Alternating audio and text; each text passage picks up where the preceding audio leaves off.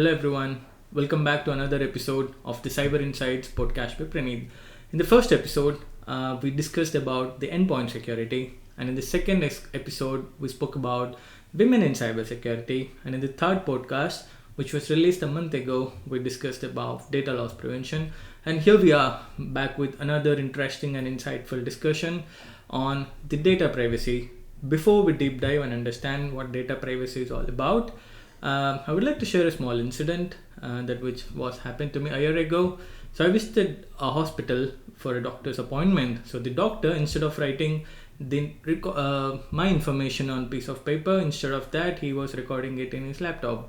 So now that I started reading and understanding what data privacy is, it kept me thinking, was my consent taken at the time or not? Well, I don't remember. So maybe with this discussion with the guest, I think I might get answer for it. So without wasting much time, I would like to introduce you my guest, who's Divya. She's got 14 plus years of experience working for various organizations and various domains such as computer system validation, pharmacovigilance, clinical research, IT operations, and of course now the data privacy. So over to you, Divya. Thanks for accepting my invite and being the guest for this podcast. Would you love to introduce yourself to the audience? Sure, Praneeth, thank you so much. Thanks for having me here. Talking of my career journey, if you ask an 18-year-old me, I wanted to be a surgeon. I was an aspiring doctor, but ended up studying pharmacy. Started off my career in clinical research, then into IPR, protecting the intellectual properties of an organization, then moved to data safety and pharmacovigilance. Then I took a leap into IT as a business analyst, moved to computer system validation, and today here I am as part of larger IT risk and resilience organization in a data privacy team.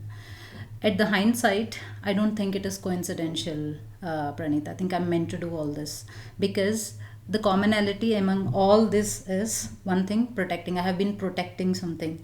Initially, I was protecting somebody's intellectual property. Then I was protecting patient data, patient safety, product quality, and data integrity. Then I have been software testing a piece of code such that there are no bugs identified in a pharma organization because the software is of utmost importance. Yeah. Then as part of computer system validation, I was making sure that the organization is compliant with the GXP regulations.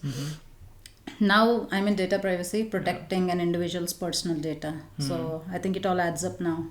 Yeah, so that's a lot of work experience and inspiration to take from you, Divya.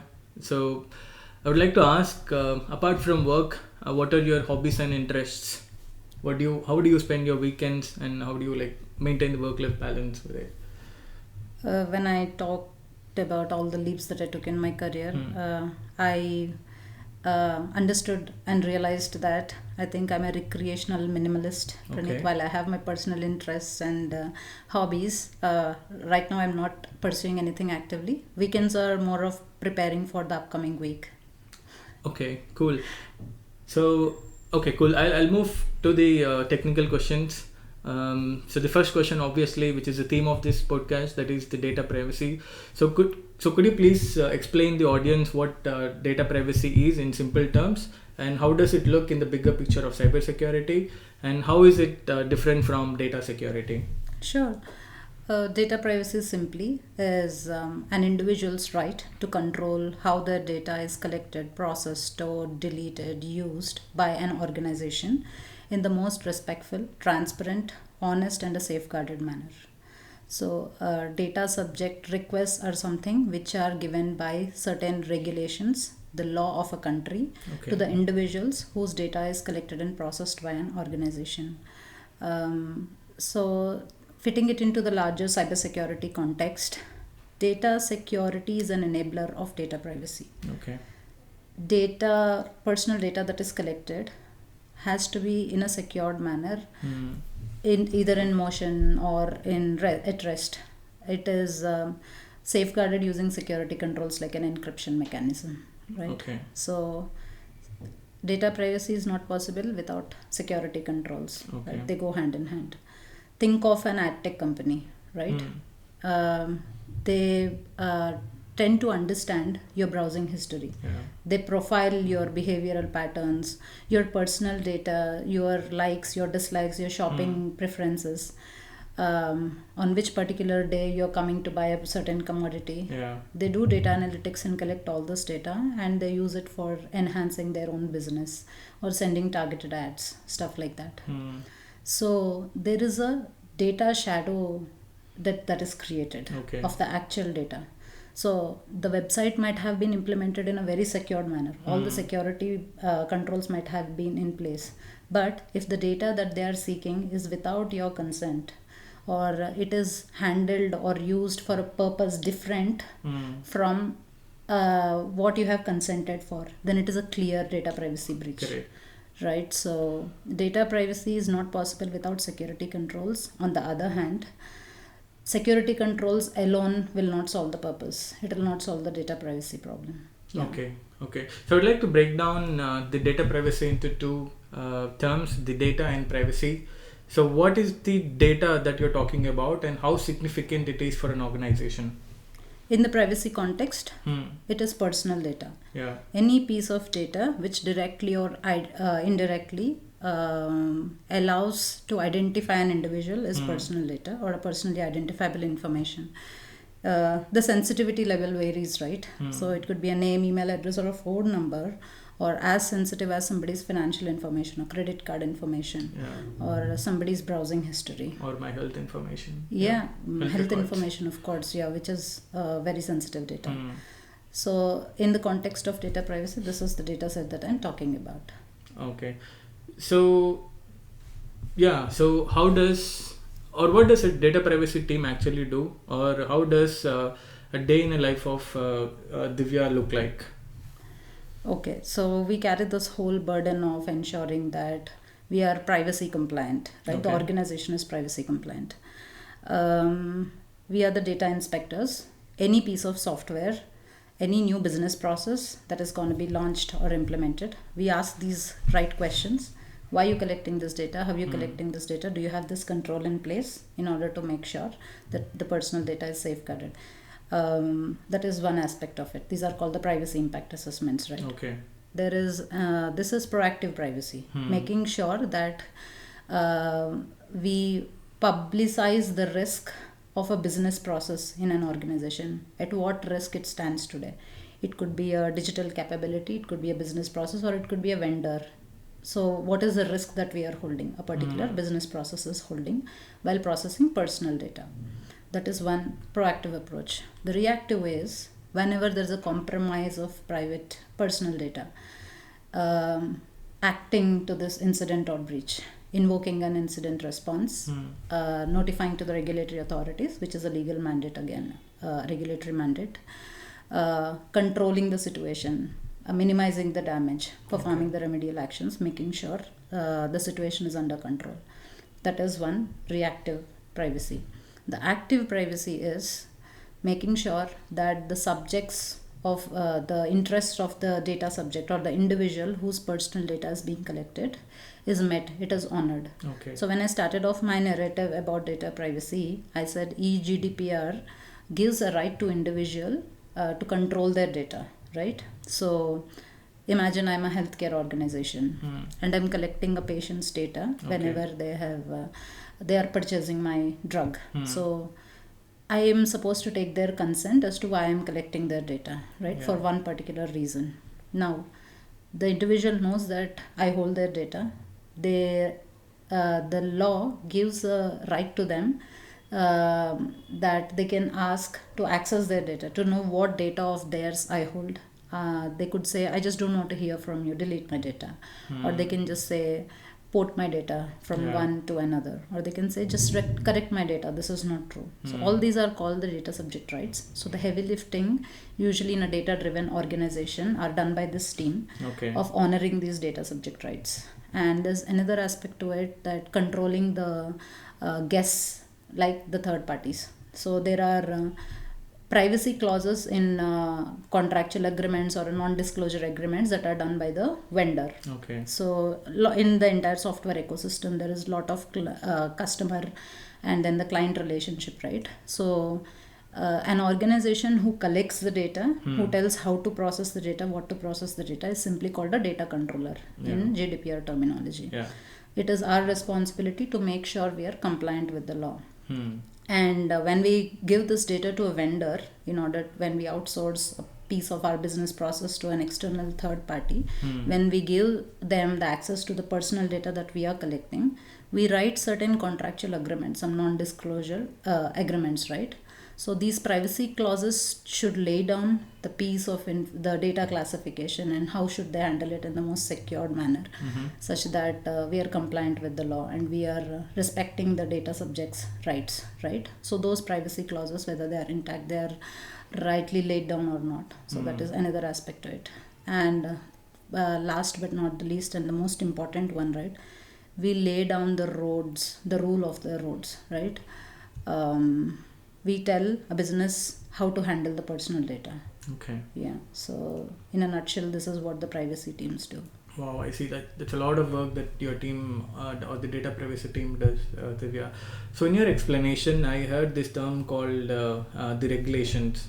The GDPR regulation. I believe GDPR stands for General Data Protection Rule, which is a European Union regulation. Correct. Can you shed some light on what this regulation is all about? Of course. So EU GDPR is the constitution for privacy, essentially.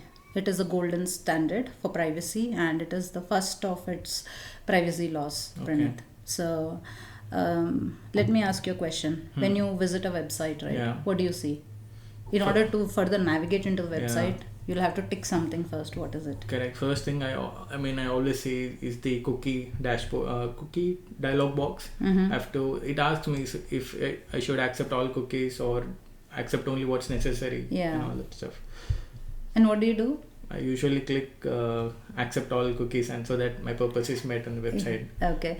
What is your understanding of that? What does it mean to you when you're accepting a cookie? I think they collect my information, my browsing related stuff, my history and stuff, how I'm browsing in their website, so that they can show me personalized information on their website is what I believe. Yeah, and why does an organization have to do it? They can just simply do it in the background, right? Why are they asking your consent? I don't know. Because the law is mandating them to do it. Okay. The GDPR says you have to take the consent of an individual. Okay. Right? So when you're tracking their browsing habits or their browsing history or their you're profiling their data, right? So this is called opting in. So GDPR is built on the foundation of permission first. Okay, there is an equivalent law in US, which is California Consumer Protection Act. This is for the state of California, which is also another equally prevalent privacy law that is built on foundation of transparency first. Okay. Now in the earlier case you have opted in. CCPA says transparency first. It will allow you to opt out. So whenever you want to, you don't want to hear any commercial from any organization, right? You simply have the right to opt out, right? And they shouldn't disturb you anymore. So these are various laws which asks the data controller or the organization who is controlling the data to respect the rights of an individual, to protect the context in which their data is collected. Cool. That's a lot of information to understand these regulations and all. Cool. With respect to India, I see a lot of news about an act called DPDP Act 2023. I see a lot of debates happening on TV and YouTube as well. And I also read a lot of information about in the newspaper as well. So can you shed some light on what DPDP Act 2023 is about and how significant it is for India? Sure. So it is the law of the land for India.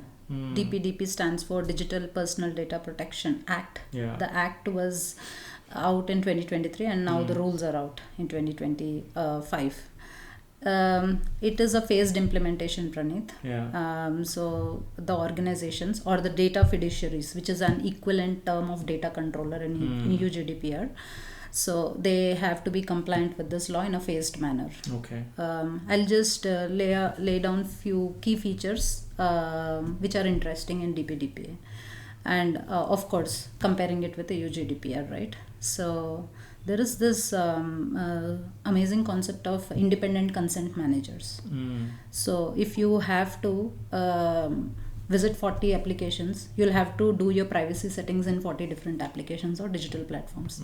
Now what DPDP says is there should be an independent consent manager, like an RBI governed body, right?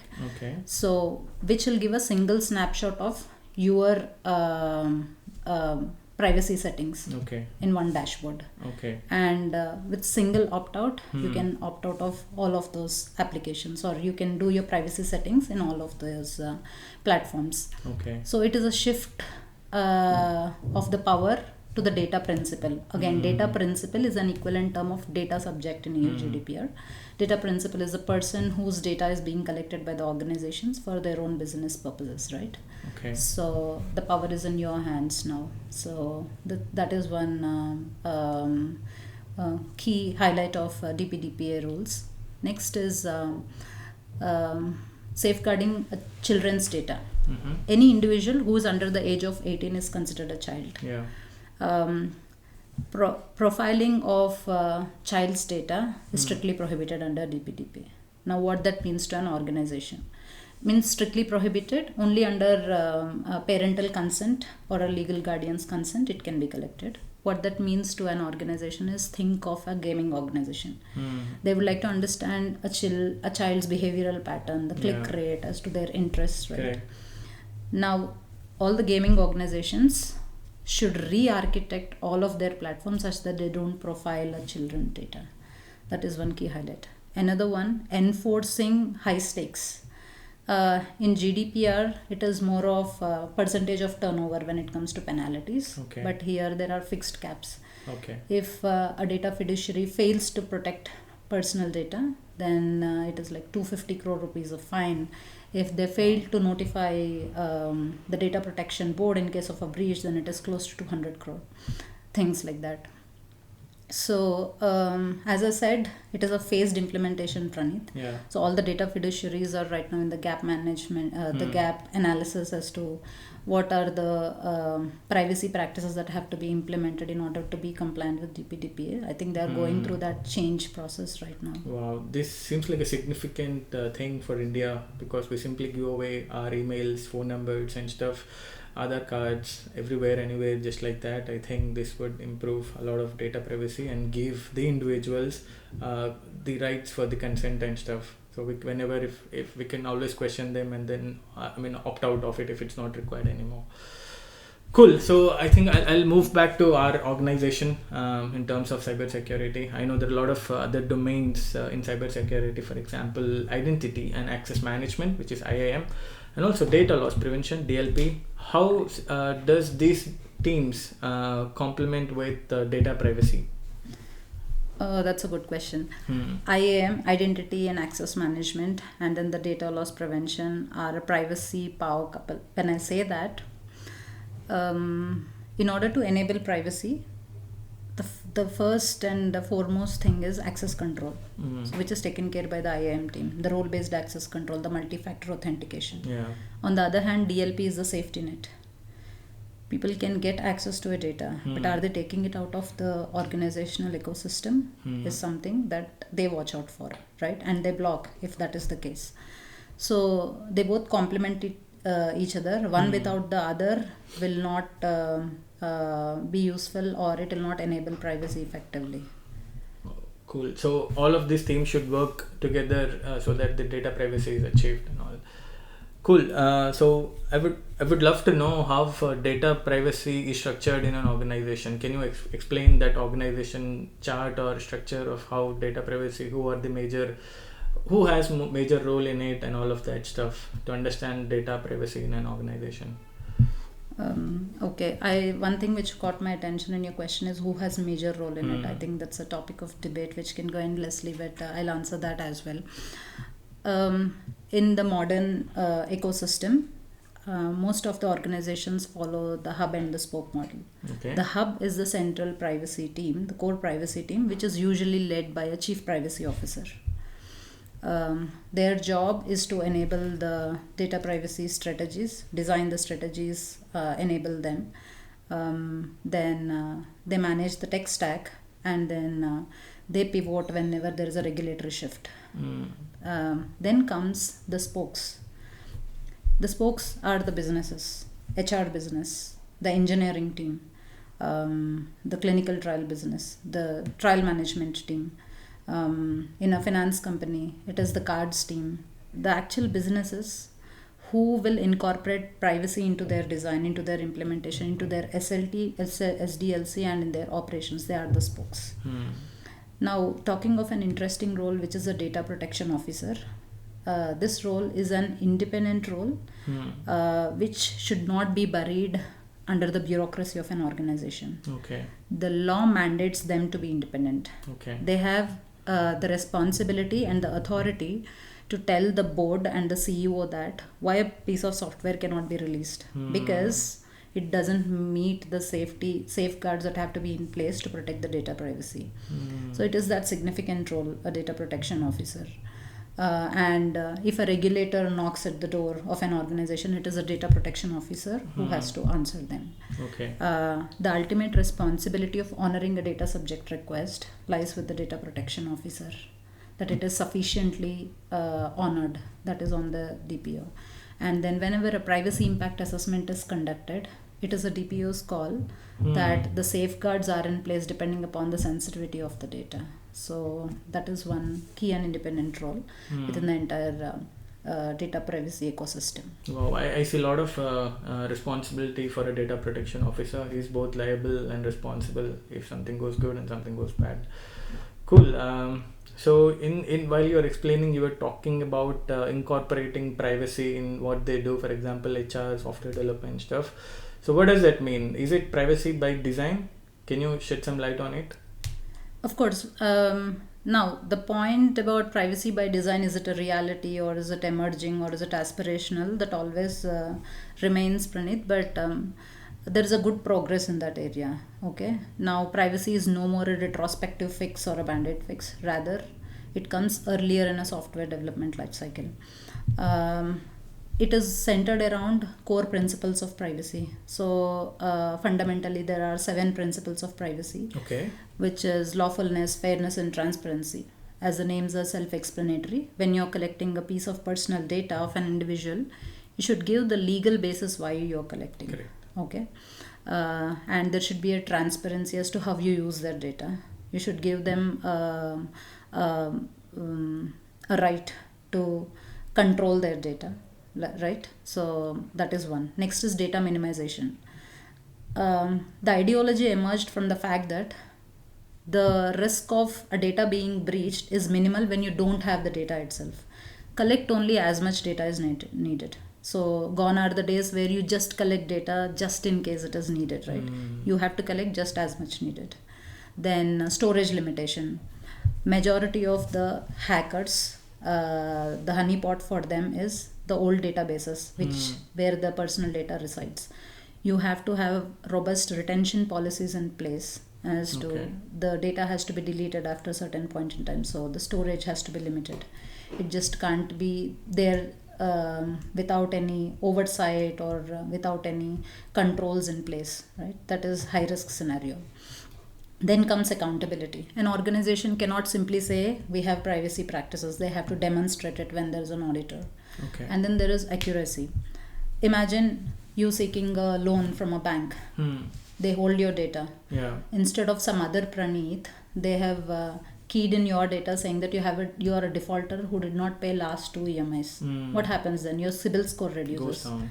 Yeah. The probability of you getting a loan again is reduced, right? It is directly impacting you. So the accuracy is the key when they are holding somebody's personal data. Then there is integrity and availability. This is where the access controls are in place, that proper minimal access, only the least privileged access, and then there are proper encryption mechanisms in place. There is pseudonymization, anonymization, all these controls are in place such that the integrity and the confidentiality of the data is retained. So when we are talking about privacy by design, it is responsibility of the business, and it is from the oversight of the data privacy office, such that all these are part of design of a piece of software. They are baked into the code. So that's a lot of key information that you're sharing, Divya. I think it serves as a food for thought to go back and reflect what are the core principles of data privacy and why are we doing this. Cool. I know that no podcast or interview or goes by without talking about AI, which is artificial intelligence. Can you? I'm sure AI is also changing the way data privacy is being worked upon. How data is being classified, analyzed, stored, and then retained and deleted, right? So how AI is complementing data privacy nowadays? So it is a AI versus AI battleground paradox, right, Praneeth? Okay. Inevitably, we have to adopt AI. Hmm. Privacy is no different. We have to utilize AI to the best of our advantage, to be more productive, to run our business in the most optimized yet compliant manner. So I'll talk of the positives where we can utilize AI, the power of AI, right? Data discovery. There is petabytes of data living in an organization's ecosystem. We have to identify where a particular piece of data resides, where it is flowing, the entire data map, the live data map, right?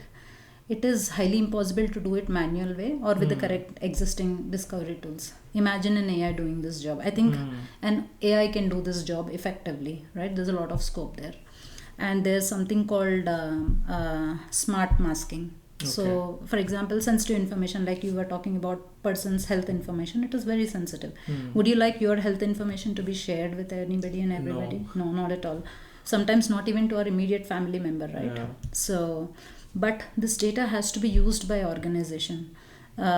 So if a data is collected in a clinical trial, not just principal investigators, sometimes some other teams, some enabling services have to access this data, right? Be it a data analytics team or be it a consent management team or be it simply a pharmacovigilance team, various other teams, right? It sits in their databases.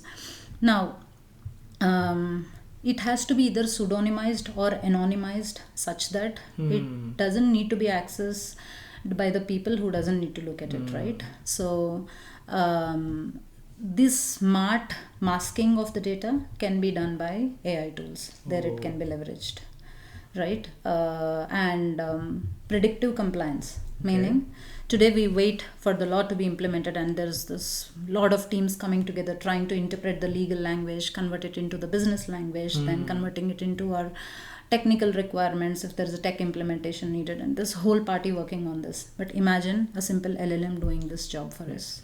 So predictive compliance, what is it that we have today in our organization? What is the gap and what is it that we have to do newly? So these are few areas where AI really complements data privacy. On the flip side, the privacy risk because of the AI usage is the data sprawl. So today the LLMs need to be trained in order to increase its accuracy, right? So the businesses utilize the actual data, the actual production data, the personal data in order to train these models.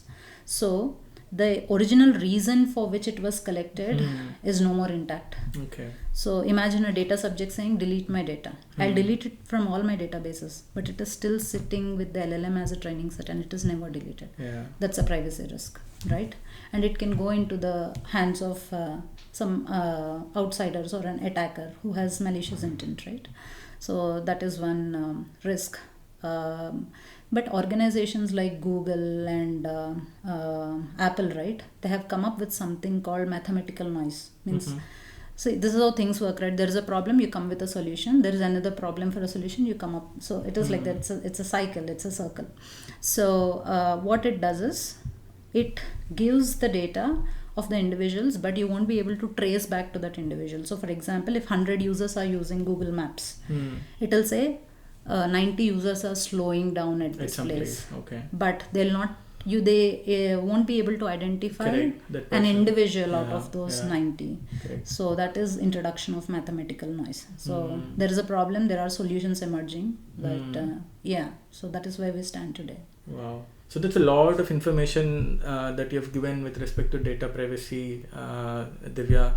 So I think the audience and us can go back and reflect and understand the importance of data privacy in this digital first world. So I think I'll at this point I'll end the technical segment now, and then I'll move to a few personal and career guided questions. So this question is for you, Divya. So how do you manage to work for longer hours at office or at home? Okay, all right. I choose to do it, Praneeth. I'll put it this way. At various stages of career, you tend to choose one over the other.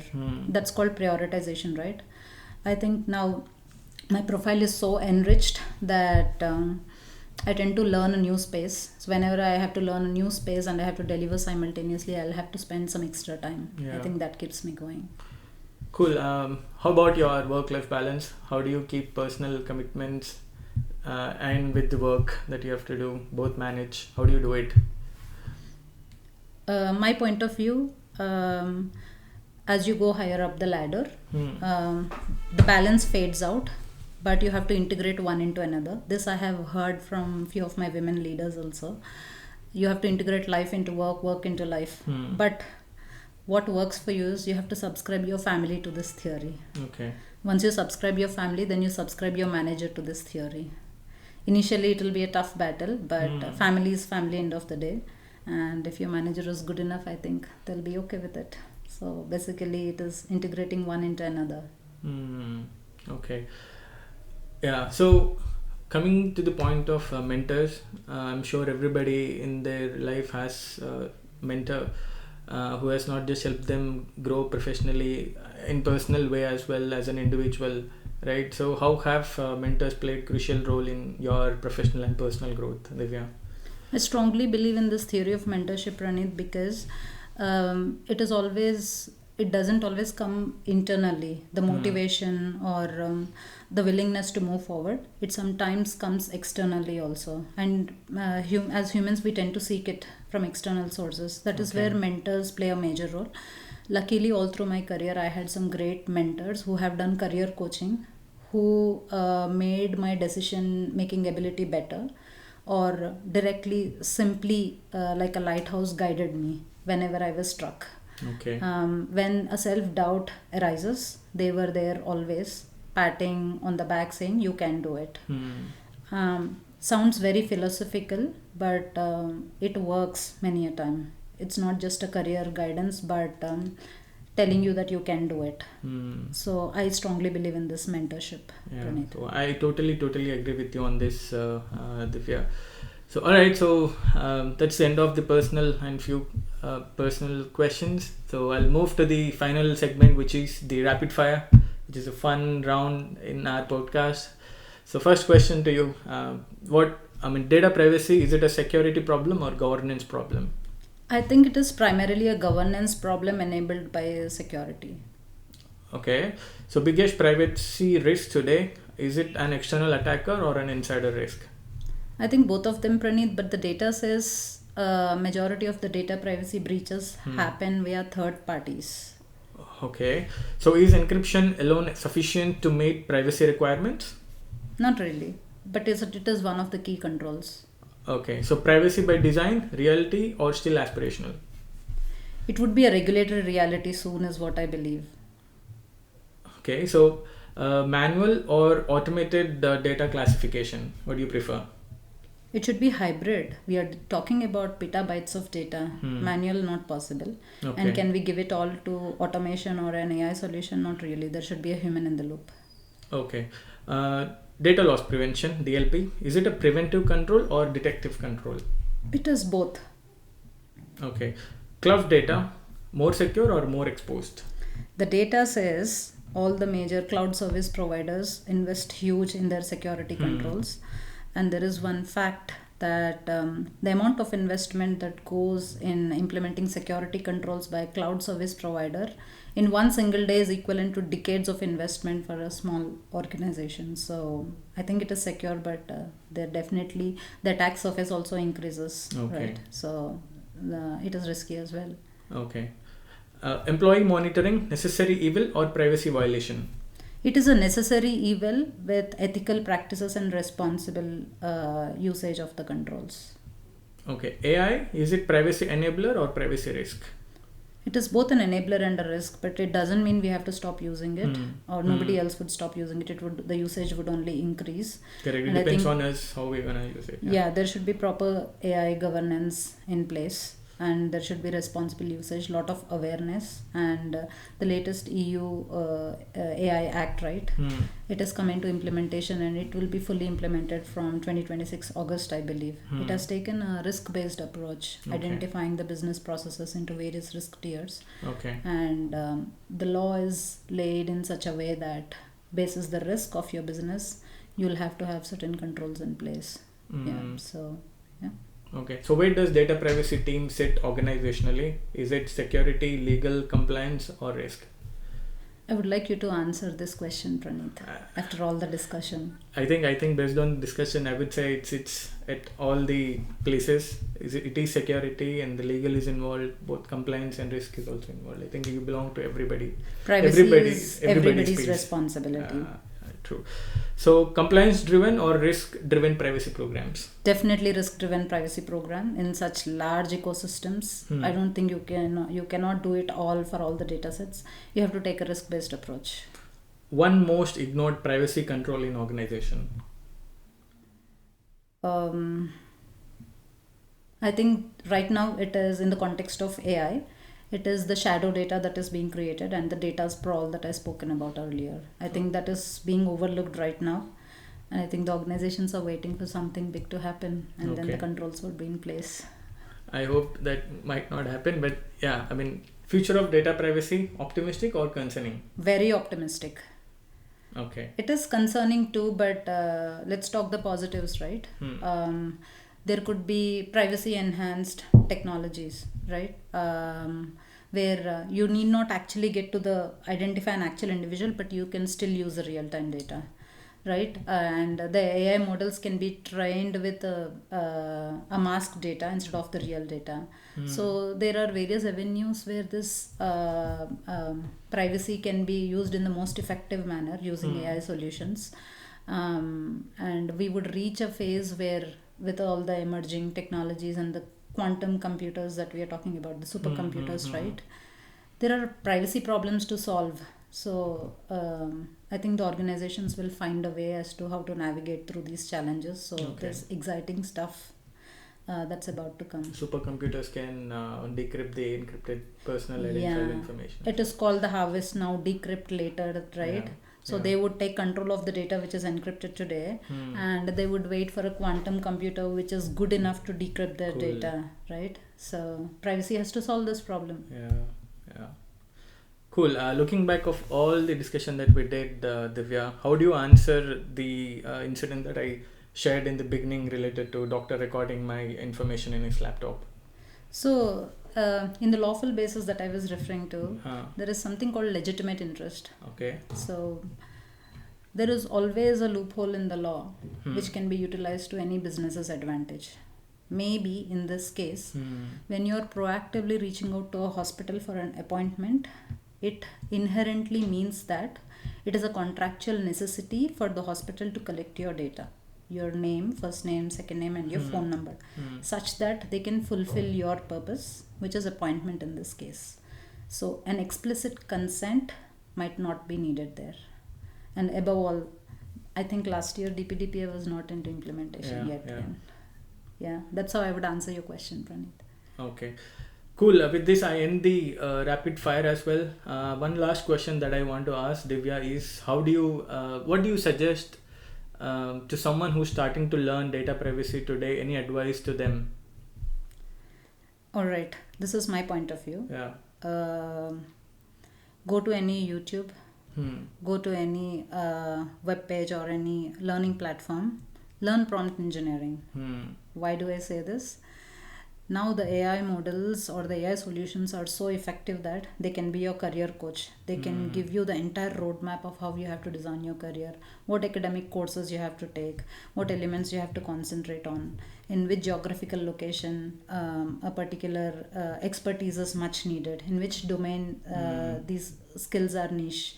things like that. Gone are the days when you have to rely on a human, or you have to subscribe to a channel or go attend an academy in person, right? Yeah. So yeah, my answer would be adapt to AI, start using it, and it could be your amazing career coach also, given the right prompt. Having said that, from my experience, there are certifications, handful of certifications. Yeah. How certifications help for any beginner or a campus graduate, which is Correct. the basic intention of your podcast.